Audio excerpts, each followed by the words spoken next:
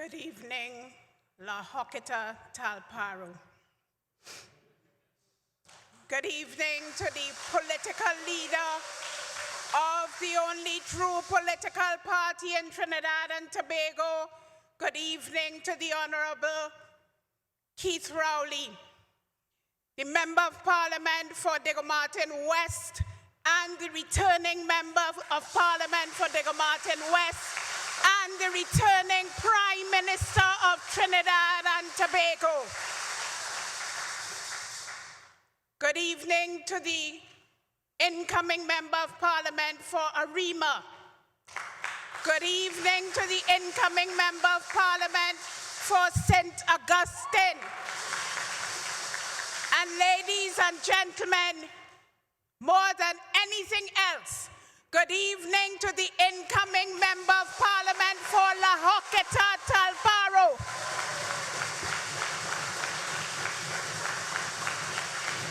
As my colleague Laurel said, I was once the Member of Parliament for Arouca South, which included HORQUETTA. So for me, it is always wonderful to be surrounded by persons you love and who love you in return.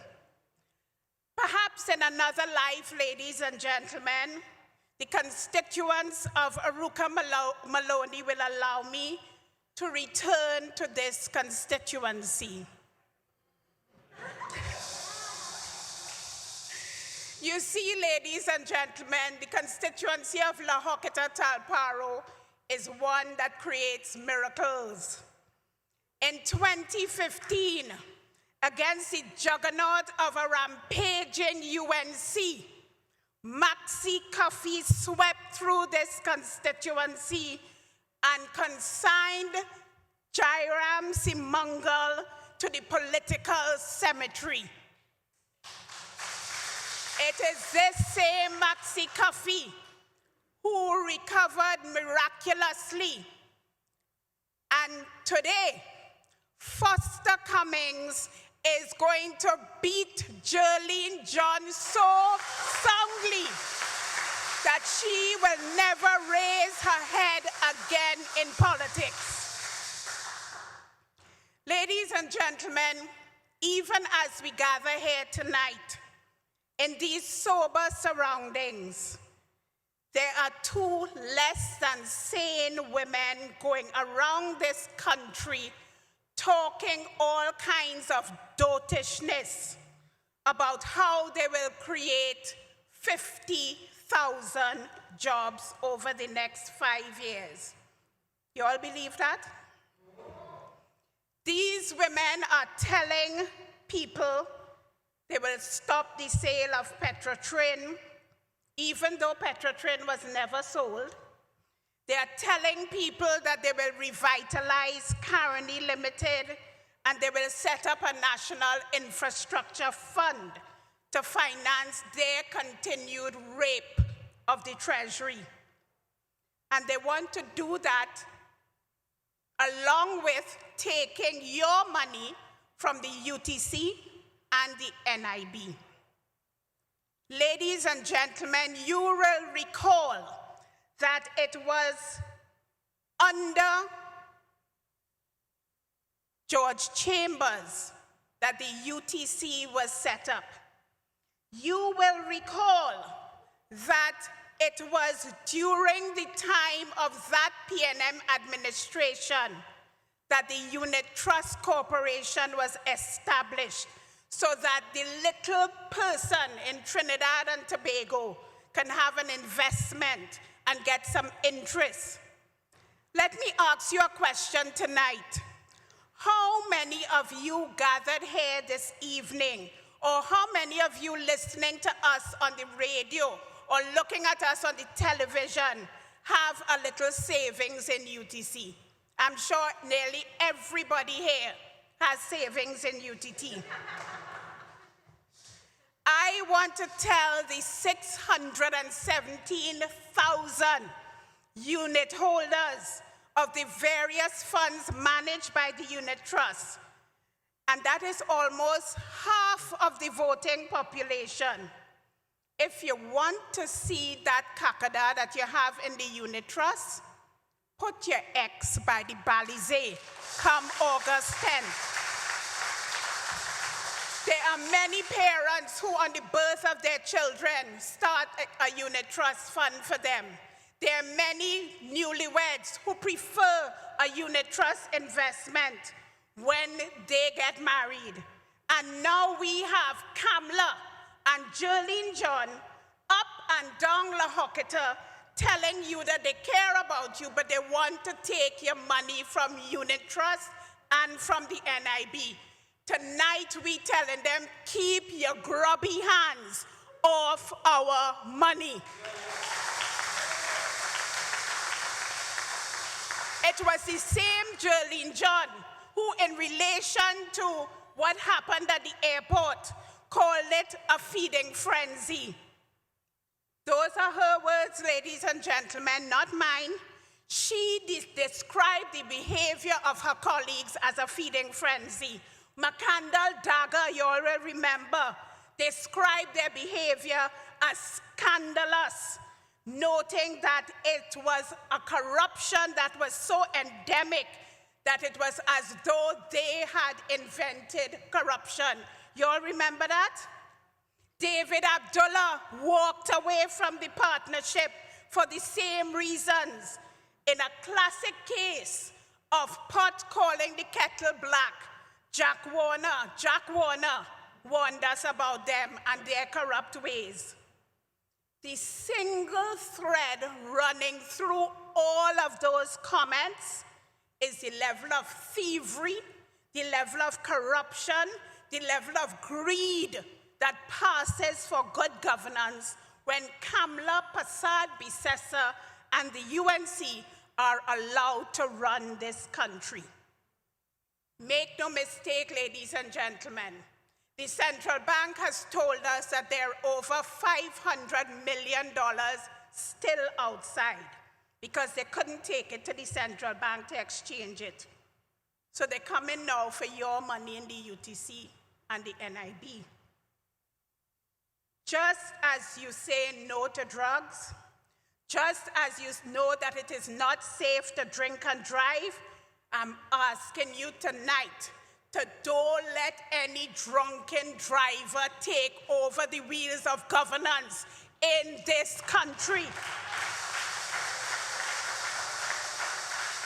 Every economist, every business writer worth their salt spoke about their crazy idea with the unit trust and the NIB. Imagine Indira Sajawan, who doesn't usually say anything in support of the PNM. In fact, she was a UNC at one time, sat in the parliament. Vanesh James, he recently mounted a PDP platform in Tobago to say all kinds of negative things about the PNM. But this is what he said about Kamla's plan. And I quote, "The overall promise of a balanced budget over 2020 to 2025 is not likely to be feasible in the context of a depressed economy post-COVID and in the context of a promised reduction of various tax rates, individual, corporate, and consumption." This is what Indira Sajawan had to say. We must recognize that the document is simply for the purpose of public relations. And Curtis Williams also had his say on them, and I quote him. He said, "Where the UNC fails is in the many promises that it cannot and will not keep. One, like running a balanced budget from 2020 to 2025. At the same time, promising significant increases in subsidies and transfers, whilst reducing personal and corporate taxes." He goes on, "Unless the UNC expects massive economic growth, the likes of which the country experienced briefly in the early 2000s and huge increases in energy prices and production, it is nothing but fanciful thinking. Ladies and gentlemen, you know that all they are doing is talking dotishness, because they're just talking for talking's sake. And it is the same way that they're talking their dotishness about COVID. You hear what they're saying about COVID? We will go on sun by the pipe. You heard that one? We don't necessarily have to wear masks. We don't necessarily have to keep the social distancing. We don't necessarily have to do all of the things that the scientists have been telling us. They also, if you're not careful, they will also open the borders, because they are claiming that the Prime Minister is preventing 10,000 people who want to come home from coming home. You all heard the Prime Minister's explanation on that today. But they will go down the road saying, and I could bet you, if you don't make the right choice, on August 11th, the borders will be opened. Make no mistake about it, ladies and gentlemen, these are not right-thinking people. Let me ask you another question. And I want to go back a bit to the track record of Kamla Persad-Bissessar as she governed this country before. I want to remind you that during her incarnation as Prime Minister, Standards and Poor's downgraded Petrotrin, right? Moody's downgraded Trinidad and Tobago's credit rating. Over $200 million was raided from the NGC to spend in UNC constituencies. Under her watch, live sport took the lives of many young men. Under her watch, Vanilla Allen Toppin accused our political leader and his deceased father of rape. We will never forget that. And we must never forget that. Under her watch, our opposition leader, as he then was suspended from the parliament. The first time that had ever happened in a Commonwealth country. Under her watch, corruption reigned in the Children's Life Fund. That fund that she said that was so dear to her heart. Corruption reigned. Over her 5 years, 25, I repeat, 25 cabinet ministers were fired, replaced, or forced to resign. Under her watch, $350 million was paid in fees to the AG's legal friends. I am saying to you tonight, and I'm not finished because I'm going back to some others, we must bear in mind Matthew 7:16. By their deeds ye shall know them. Thank you, Irene. I know you're reading your Bible. Let me remind you all of something that is very, very telling as it relates to this constituency in particular. The person who is presenting herself as the person to be the MP for this area, I want to remind you all of something. And again, I'm going to quote.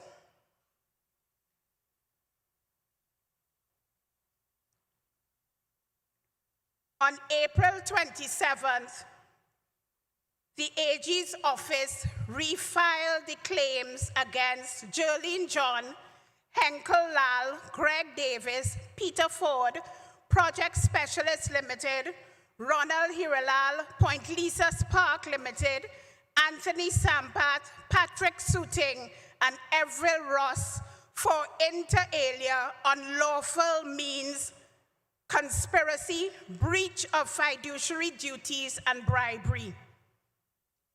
And the candidate who is presenting herself against our illustrious General Secretary is accused in proceedings which allege, among other things, bribery and a conspiracy by those who control the HDC and others to use public funds to acquire property known as Eden Gardens at a cost substantially greater than its market value. On February 3rd, 2010, Point Lisa Spark Limited purchased Eden Gardens for $5 million. On November 28, 2011, Eden Gardens was valued at $52 million by a reputable private valuation firm. On November 9, 2012, HDC purchased the Eden Gardens lands from Point Lisa Spark Limited for $175 million. So it moved, ladies and gentlemen, from $5 million to $52 million to $175 million. The claim outlines how the eventual payment of the grossly inflated sum for the lands was a direct result of the failure of key personnel who controlled the Housing Development Corporation at that time to exercise their duties as public officials by taking reasonable, responsible, and sensible steps to conduct due diligence on the transaction and the value of the land being acquired.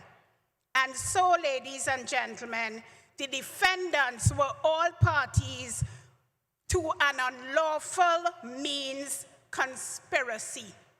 I ask you tonight, ladies and gentlemen, is that the kind of person you want to be the parliamentary representative for the constituency of La Horquetta Talparo?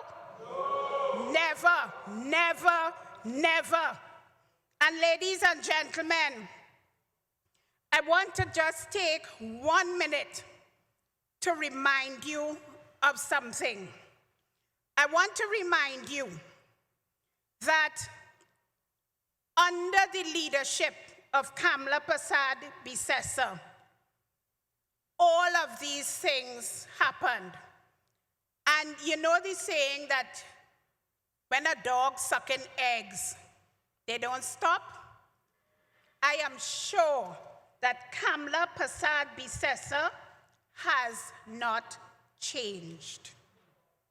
And it is up to you to ensure that they do not see the corridors of power again. And I just want to make one statement, particularly to the young black men in La Horquetta Talparo. The UNC is doing its best to discourage people, especially young people, from voting. They are now even going so far as to attack and undermine the Elections and Boundaries Commission, a commission which has scrupulously carried out its mandate to conduct free and fair elections since 1962. We know that they are targeting young men in La Horquetta Talparo, in Tunapuna, in St. Joseph, in Chaguanas East, in Pointe-a-Pierre. In fact, they are targeting these young people in every area where they know they will not win, rather than encouraging them to participate in the democratic process. They are discouraging them from voting. Tonight, I want to say to these young people that you are worth more than $300. You are worth more than $500. You are worth more than $2,000. You are worth more than that, and you must understand that. You must also understand that you cannot treat voting as an errand to run. You cannot treat voting as something that you're just doing because, but you must treat voting as your democratic right and your right to have a say in the development of your country, the country that you call home, the country that you want to see a special place for yourself in Trinidad and Tobago. That is your right, and you must exercise that right.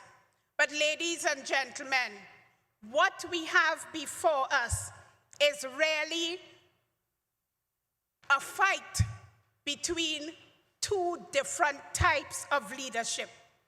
The choice for us as people of Trinidad and Tobago is a choice between leadership, good leadership, and greed. That choice is between a national party that has fought every single seat in every single election, and others who pick and choose where and when they fight. That choice is between a leader who is more concerned with what is best for the national population and one who is more concerned with who frequents her house in the Philippines. That choice, ladies and gentlemen, is between a party with sound, sane, sober policies and one that comes up with their policies after spinning a bottle or two. That choice is between a leader who has a vision and, according to the UNC's Tunapuna candidate, someone who cannot lead you out of a paper bag. That choice, ladies and gentlemen, is between the PNM and everybody else. As for me and my house, we are voting PNM. So I say to you tonight, on the night of August 10th, after we all sign our name with the Balizé pen, the whole of La HORQUETTA Talparo will join me in Aruka Maloney, will join Penny in Arima, will join Renuka in St. Augustine, will join our political leader in Diego Martin West, and will join all the others in Balizé House as we sing lustily and loudly, "Great is the PNM, great is the PNM, great is the PNM, and we shall prevail."